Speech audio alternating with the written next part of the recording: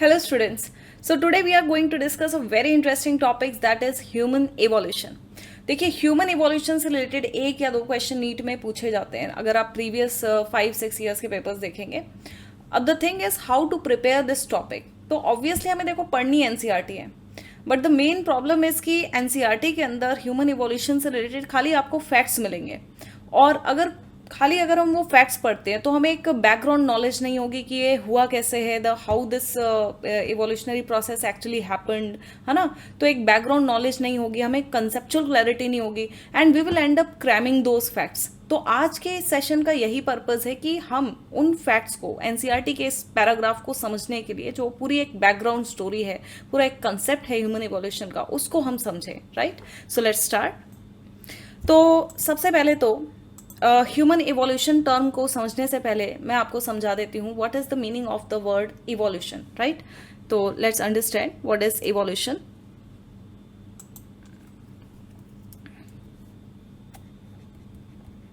देखिए, इवोल्यूशन का मतलब होता है चेंज.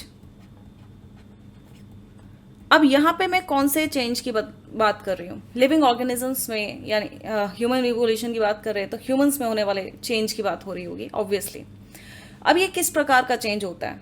क्या अगर किसी इंसान की हाइट बढ़ जाएगी तो हम उसे कह सकते हैं कि ये इवोल्यूशनरी चेंज है? No, that's not an evolutionary change. So increase in the height in the life span, मतलब अपनी लाइफ के अंदर अगर हमारी हाइट बढ़ रही है, इस प्रकार के चेंज को हम इवोल्यूशनरी चेंज नहीं कहते हैं. तो फिर इवोल्यूशनरी चेंज हम किसे कहते हैं? लेट्स सी.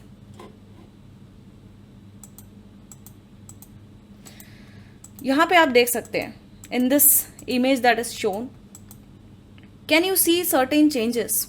ये हमारा मान लीजिए एक प्रिमिटिव ह्यूमन एंसेस्टर है ना, एक प्रिमिटिव ह्यूमन एंसेस्टर है, और ये देखिए हमारा क्या है, मॉडर्न ह्यूमन है. क्या आप चेंजेस देख सकते हैं? ये जो हमारा प्रिमिटिव एंसेस्टर है और इस मॉडर्न ह्यूमन के बीच में क्या कुछ चेंजेस हैं? Aren't these changes very glaring? Yes. इनका जो बॉडी पॉस्चर है, अगर हम बात करें, ये जो हमारे प्रिमिटिव ह्यूमंस हैं, है ना, इनका जो बॉडी पॉस्चर है कैसा है? बेंट बॉडी पॉस्चर है, झुका हुआ बॉडी पॉस्चर है. और जो आगे हम देख रहे हैं इवोल्यूशन के कोर्स में, ह्यूमंस का बॉडी पॉस्चर देखिए आप कैसा होता जा रहा है. It is becoming erect body posture. तो ये इस प्रकार का जो बदलाव होता है, इसको हम क्या कहते हैं? Evolutionary change. So evolutionary change का मतलब है the changes that are happening between the generations.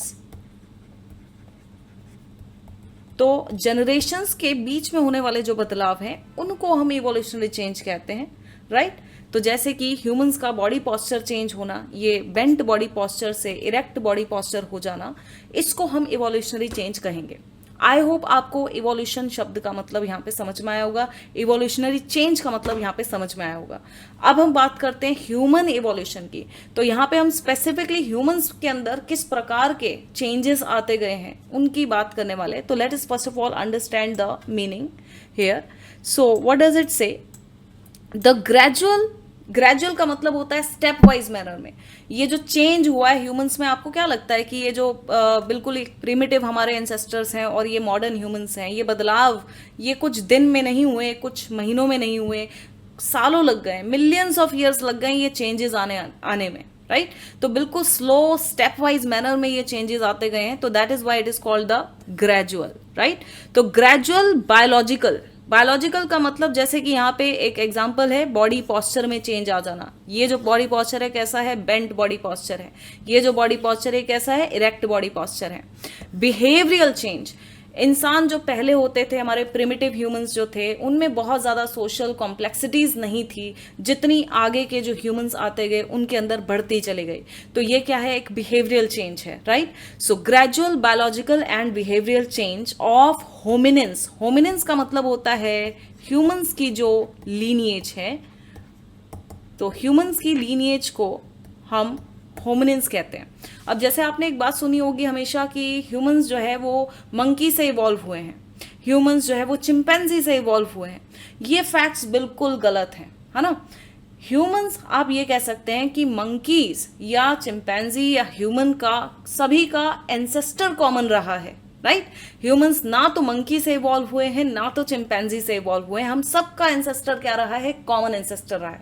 और उस कॉमन एंसेस्टर से अलग अलग लीनिएजेस डेवलप हुई हैं। चिंपैंजी की लीनिएज अलग रही है, ह्यूमंस की लीनिएज अलग रही है। तो ह्यूमंस की लीनिएज को क्या कहा जाता है, होमिनिन्स कहा जाता है। Clear, leading to the modern humans और होमो सेपियंस। आई होप आपको ह्यूमन इवोल्यूशन की डेफिनेशन यहाँ पे क्लियर हुई होगी।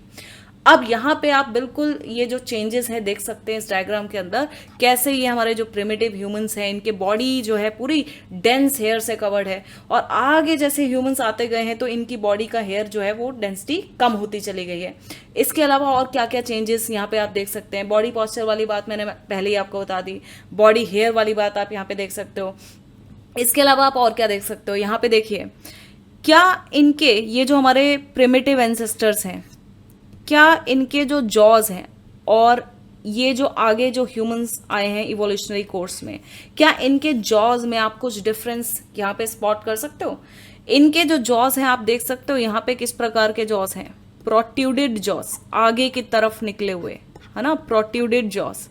और आगे जो ह्यूमंस आते गए हैं इनके जॉज आप देख सकते हो, इनके जॉज जो है इस प्रकार से प्रोट्यूडेड नहीं है, इनका फ्लैट जो फेस है रिलेटिवली क्या है, ये फ्लैट फेस है ना। तो इस प्रकार के ये चेंजेस हैं। तो यहाँ पे इंपॉर्टेंट चेंजेस मैं लिख देती हूँ। सबसे पहले तो बॉडी पॉस्चर, आगे हम ये सभी बदलाव क्यों आए हैं इस चीज को भी डिस्कस करेंगे, so don't worry. Body posture वाला चेंज आप देख सकते हो, बॉडी हेयर से रिलेटेड चेंज आप देख सकते हो, बॉडी हेयर लेस डेंस होता चला गया है। फिर जॉ से रिलेटेड चेंजेस आप देख सकते हो यहाँ पे, है ना। इसके अलावा आप यहाँ पे देख सकते हो कि ये हमारा जो प्रिमिटिव एंसेस्टर है ह्यूमन का, ये अपने फोर लिम्स का इस्तेमाल अपने लोकोमोशन में कर रहा है। लेकिन जैसे जैसे आप देख सकते हो ह्यूमंस के इवोल्यूशनरी कोर्स में ह्यूमंस ने फोर लिम्स का इस्तेमाल लोकोमोशन के लिए बंद कर दिया है, और वो सिर्फ यहाँ पे हाइंड लिम्स का इस्तेमाल कर रहे हैं लोकोमोशन के लिए। सो लोकोमोशन में बदलाव आना, changes in the locomotion pattern. और क्या क्या बदलाव हम यहाँ पे देख सकते हैं, लेट्स सी। देखिए स्कल साइज इंक्रीज हो रहा है ना। You can see the changes और the increase in the skull size.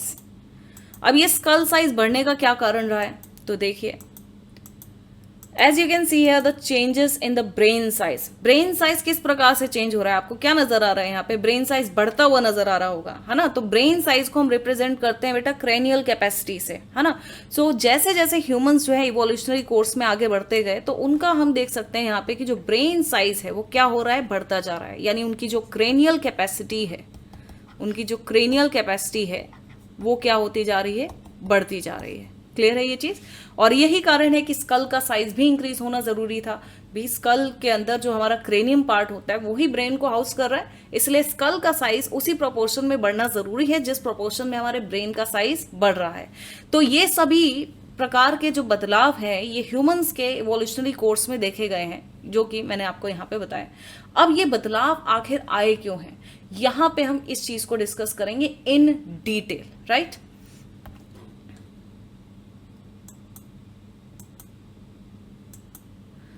So why human evolution actually happened.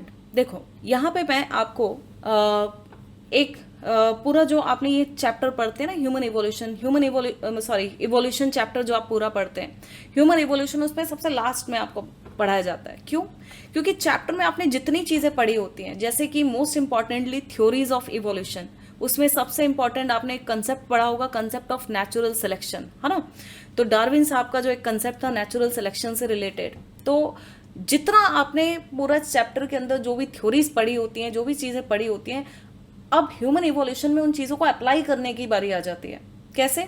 Natural selection का कंसेप्ट क्या कहता है कि जो पॉपुलेशन होती है वो चाहे तो अपनी मर्जी से, मतलब अपनी बायोटिक पोटेंशियल के अकॉर्डिंग वो बढ़ सकती है, लेकिन ऐसा नहीं होता क्योंकि रिसोर्सेज हमेशा क्या होते हैं, लिमिटेड होते हैं। और लिमिटेड रिसोर्सेज के कारण जो पॉपुलेशन होती है, पॉपुलेशंस में आपस में क्या होती है, दैट इज जो इंडिविजुअल्स हैं उनमें आपस में क्या रहता है, कंपटीशन रहता है। स्पीशीज के अंदर भी रह सकता है, स्पीशीज के बीच में भी रह सकता है कंपटीशन। अब कंपटीशन के कारण क्या होता है, जिन ऑर्गेनिजम्स के पास ऐसे चेंजेस होते हैं जो उनको सर्वाइवल बेनिफिट देते हैं, ऐसे चेंजेस को नेचर सेलेक्ट करता है और वही चेंजेस आगे की जनरेशन में पास ऑन होते हैं। तो चेंज का सबसे बड़ा कारण है नेचर के द्वारा चेंज को सेलेक्ट किया जाना।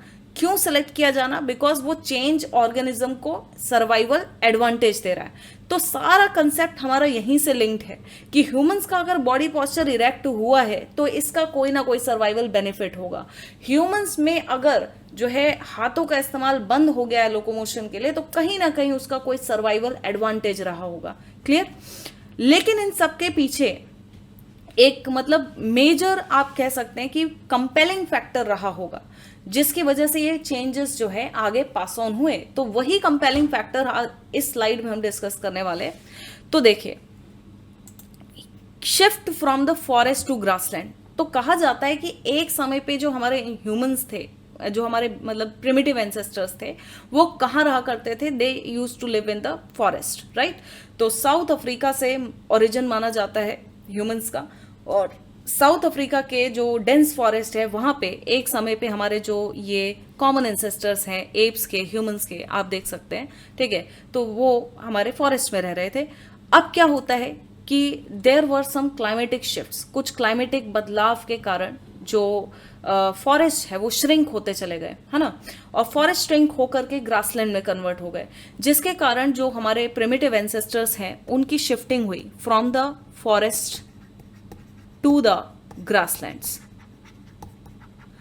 अब फॉरेस्ट से ग्रासलैंड में जैसे ही ये शिफ्ट हुआ, ये आप कह सकते हैं it's a compelling factor for the human evolution. क्यों? क्योंकि आप यहां पे क्या कह रहे हैं, फॉरेस्ट से ग्रासलैंड का मतलब, ट्रांजिशन का मतलब हैबिटेट का ट्रांजिशन होना, और हैबिटेट का ट्रांजिशन अगर हो जाता है तो सब बदल जाता है। भाई, फॉरेस्ट में रहने के उसूल अलग हैं और ग्रासलैंड में रहने के उसूल अलग हैं। अगर जंगल में इंसान रह रहे हैं, है ना, जंगल में हमारे इंसेस्टर्स रह रहे हैं, तो फूड की अवेलेबिलिटी देखिए, फूड की जो अवेलेबिलिटी है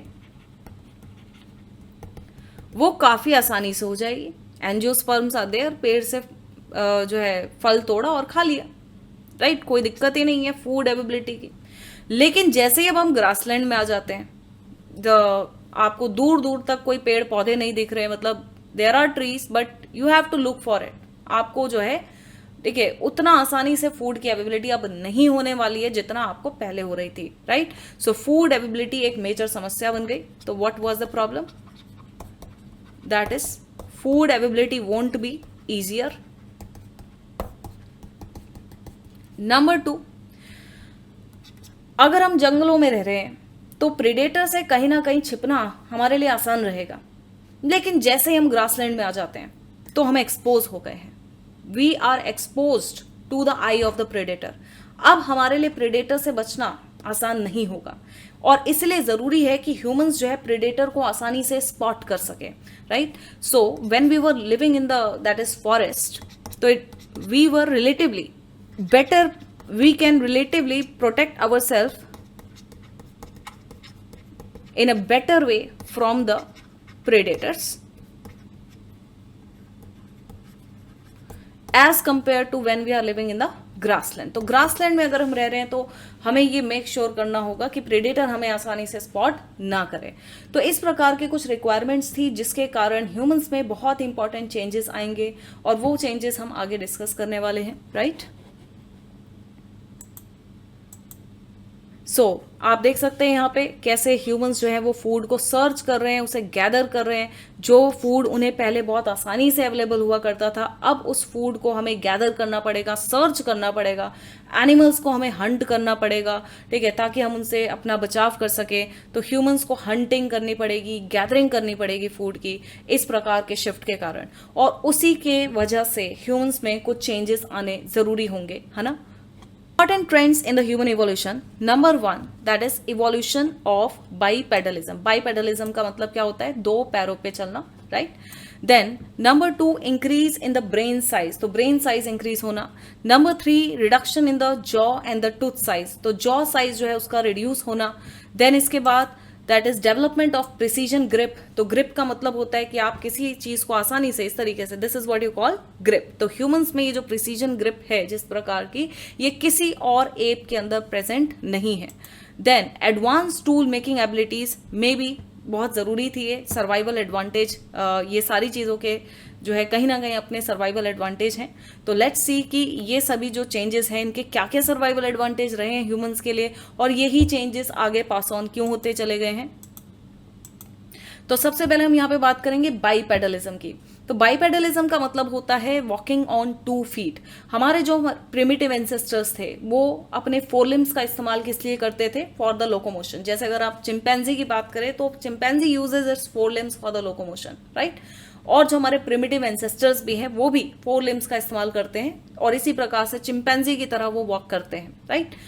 अब क्या होता है कि कहीं ना कहीं जो अगर हम 4 पैरों पे चल रहे हैं तो आप सोचो ना खुद से कि 4 पैरों पे अगर हम चल रहे हैं तो जो हमारा एनर्जी मसल कॉन्ट्रैक्शन होगा उसमें जो है ताकत लगेगी, मसल कॉन्ट्रैक्शन में एनर्जी लगती है, तो ऑब्वियसली जो एनर्जी लगेगी वो ज्यादा होगी as compare to when we are walking on the 2 feet. तो जब हम 2 फीट पे वॉक कर रहे हैं तो it will B energy efficient movement. तो कहीं ना कहीं ये भी एक सर्वाइवल बेनिफिट रहा है बाईपेडलिज्म का।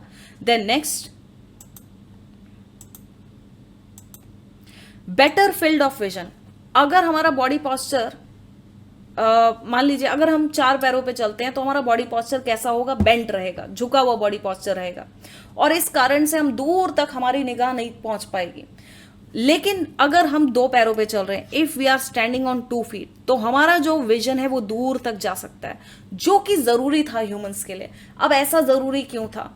मैंने आपको क्या बताया कि हम फॉरेस्ट से ग्रासलैंड में आ चुके हैं। अब ग्रासलैंड में अगर हम आ जाएंगे तो हमें हमारी जो विजन है वो दूर तक जानी चाहिए, क्योंकि अब हमें फूड इजीली अवेलेबल नहीं होगा, हमें फूड को सर्च करना पड़ेगा। प्लस दूसरी बात, हमें प्रेडेटर से खुद को बेटर तरीके से प्रोटेक्ट करना है, तो हमें we need to make sure कि प्रेडेटर हमें आसानी से स्पॉट ना करे, इसलिए हमारी निगाह दूर तक जानी चाहिए। और ये तब तक पॉसिबल नहीं है जब तक हमारा बॉडी पॉस्चर इरेक्ट ना हो, जो कि तब तक पॉसिबल नहीं है जब तक हमारे 4 लिम्स जो है वो लोकोमोशन से फ्री ना हो, क्योंकि अगर 4 लिम्स का हम यूज कर रहे हैं तो body posture will be rather bent, right. Then hands freed for the tool use and carrying objects. अब क्या होता है कि बाईपेडलिज्म का एक और बहुत बड़ा एडवांटेज कि हम अगर अपने हाथों का इस्तेमाल जो है लोकोमोशन में नहीं कर रहे हैं तो these hands will become free to that is make use of to put it to other uses like tool making. Tool making हमारे लिए जरूरी क्यों हो गया भाई? इतने खूंखार जानवर हमारे साथ जो है उनके साथ हम कोहैबिटेट कर रहे हैं, उनसे हमें अपना बचाव करना है, तो ऑब्वियसली हमें टूल्स बनाने पड़ेंगे। तो टूल्स बनाने के लिए हमें अपने हाथों का इस्तेमाल करना पड़ेगा, clear. So hands are freed for the tool use. And number 2, carrying objects, objects को कैरी करने के लिए। इसके अलावा यहाँ पे एक और बहुत इंपॉर्टेंट एडवांटेज आपको बता देती हूँ कि ह्यूमंस जो हैं, क्योंकि अगर उनके हैंड्स जो है, if they are like human females की मैं बात करूँ, their hands are free from the locomotion, they can carry their young ones and they can take better care of their young ones, right. Improved thermo regulation. अगर हम 4 पैरों पे चलते हैं तो हमारा रिलेटिवली जो बॉडी सरफेस है जो मिड डे सन के अंडर रहेगा वो ज्यादा होगा compare to if we are walking on the 2 feet, जिसकी वजह से हम बेटर थर्मो रेगुलेशन कर सकेंगे, राइट।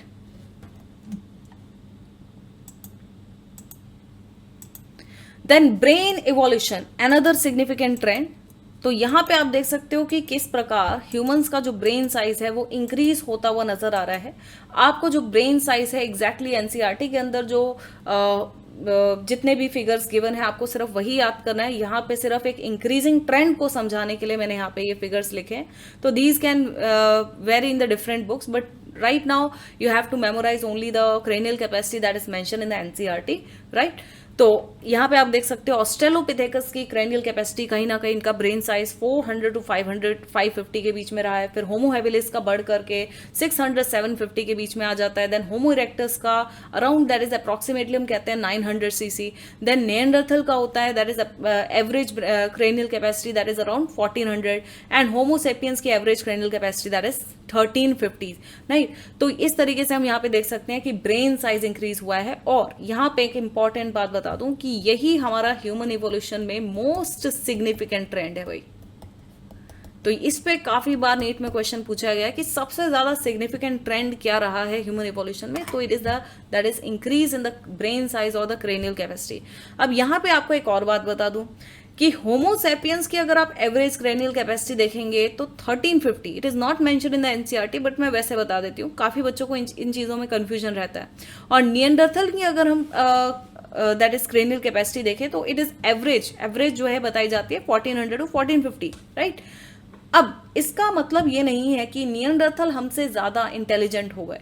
क्रेनियल कैपेसिटी का इंटेलिजेंस से डायरेक्ट संबंध नहीं होता। ऐसा नहीं होता कि जिसका ब्रेन साइज ज्यादा बड़ा है वो ज्यादा इंटेलिजेंट होगा। तो इस बात को कभी इसके बीच में आपको कंफ्यूजन नहीं होनी चाहिए कि होमो सेपियंस की क्रेनियल कैपेसिटी लेस है तो इसका मतलब वो लेस इंटेलिजेंट है as compare to Neanderthal, is because cranial capacity is somewhere not directly related to the brain, that is your intelligence. Clear. Number 2 आप यहां पे देख सकते हो जॉज। तो जो हमारे एंसेस्टर्स हैं, एंसेस्टर ह्यूमंस, इनके जो जॉज हैं ये किस तरीके के हैं, ये प्रोट्रूडेड जॉज हैं। और आगे जो ह्यूमंस इवोल्यूशनरी कोर्स में आते गए उनके जो जॉज हैं इस प्रकार से, they are not the protruded jaws. इनका जो फेस है ये कैसा है, is rather flat as compare to the primitive ancestor. अब ऐसा क्यों हुआ, क्योंकि ऑफकोर्स है कि ब्रेन साइज बढ़ा, तो ब्रेन साइज बढ़ने के कारण जो स्कल है उसका शेप में चेंज आए, और शेप में अगर चेंज आएगा तो फेस जो है उसके अंदर भी चेंज आएगा। अगर हमारा स्कल आगे की तरफ हो जाएगा तो face will rather become flat as compare to the primitive humans. दूसरी बात, अगर हम बात करें कि जो ह्यूमंस हैं उनमें जॉ साइज रिड्यूस क्यों हुआ, तो ह्यूमंस ने देखो एक समय पे, जैसे होमो हैबिलिस जो है उन्होंने फायर जो है उन पे कंट्रोल करना, सॉरी होमो इरेक्टस की बात कर रहे हैं, होमो इरेक्टस ने जो है फायर को कंट्रोल करना सीख लिया था एक समय पे।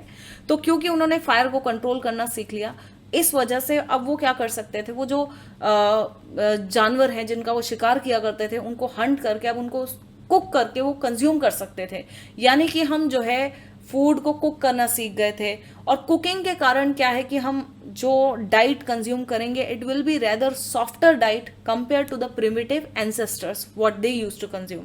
तो अगर हम सॉफ्टर फूड कंज्यूम कर रहे हैं तो एज सच हमें मैसिव जॉस की कोई रिक्वायरमेंट नहीं रहेगी, लार्ज टूथ साइज की कोई रिक्वायरमेंट नहीं रहेगी।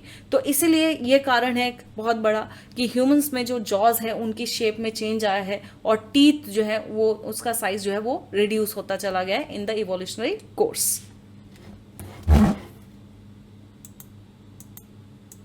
Tool use and culture. अब देखिए, क्योंकि ह्यूमंस के जो 4 लिम्स हैं, ये बात मैंने आपको बताई कि 4 लिम्स जो है now they are free from the locomotion. अब वो क्या करेंगे, वो आविष्कार करेंगे, वो नए नए टूल्स बनाएंगे। जो प्रिमिटिव ह्यूमंस थे हमारे प्रिमिटिव टूल्स का इस्तेमाल करते थे, जो स्टोन के बने हुए टूल्स होते थे, जैसे ऑस्ट्रेलोपिथेकस या होमो हैबिलिस हैं तो वो स्टोन टूल्स का इस्तेमाल करते थे।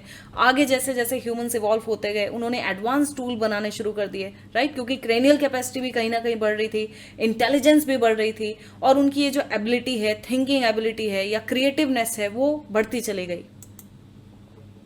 सो control of fire by the Homo erectus, as I told you, जो कि एक बहुत बड़ा एक कारण बना था for the diet transition in the humans. From the vegetarian diet they shifted to non vegetarian diet, right. Art, ritual, symbolic behaviour in the later humans. अब देखिए क्या होता है कि एक समय पे जब ह्यूमंस ने सर्वाइवल को टैकल करना सीख लिया था, तो क्या होगा, जब हम सर्वाइवल के एक लेवल ऊपर पहुंच जाते हैं तो हम जाकर के क्रिएटिव बनते हैं। तो वैसे ही ह्यूमंस के केस में क्या हुआ कि when they had learn the survival, जब उनकी सर्वाइवल की नीड्स पूरी हो रही थी तो उनमें एक क्रिएटिविटी आती है। जैसे कि मान लीजिए अगर कहीं ह्यूमंस जो है किसी जानवर का शिकार करके मान लीजिए कहीं से लौट रहे हैं और वेदर बहुत खराब है, बाहर बारिश हो रही है, तो जा करके वो एक केव में बैठ जाते हैं। अब पूरे दिन भर में उन्होंने जो चीजें देखी होती हैं, कोई जानवर देखा है या कोई पेड़ पौधे देखे हैं, तो जा करके उन्होंने वो केव के अंदर जो उसकी दीवारें हैं वहां पर उन्होंने क्या कर दिया, उसको बना दिया, ड्रॉ कर दिया। तो इसी प्रकार का जो आपको आर्ट एंड कल्चर जो है, तो उसकी शुरुआत इसी तरीके से हुई है, right.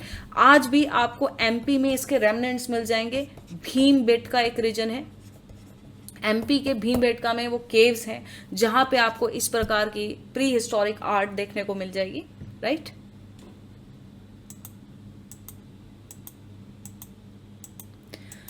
So these were the key takeaways human evolution क्यों हुआ है, तो सबसे बड़ा कारण मैंने आपको बताया, that was the climatic change, जिसकी वजह से हैबिटेट ट्रांजिशन हुआ। हैबिटेट ट्रांजिशन होने की वजह से कुछ चेंजेस जो है वो ह्यूमंस के सर्वाइवल के लिए ज़रूरी हुए, जैसे कि बाईपेडलिज्म, या फिर जो है टूल मेकिंग एबिलिटी, या फिर that is increase in the cranial capacity, right. अब नेक्स्ट लेक्चर में हम डिस्कस करने वाले हैं उन फैक्ट्स को जो कि एनसीईआरटी में गिवन है। अब ये आपकी पूरी बैकग्राउंड स्टोरी थी। बैकग्राउंड स्टोरी को आप फैक्ट्स से जोड़ के समझेगा तो आपको ये टॉपिक बहुत अच्छे से समझ में आएगा and you will be able to memorise those facts better, right. So if you like this video, please subscribe my channel and like my videos and keep watching.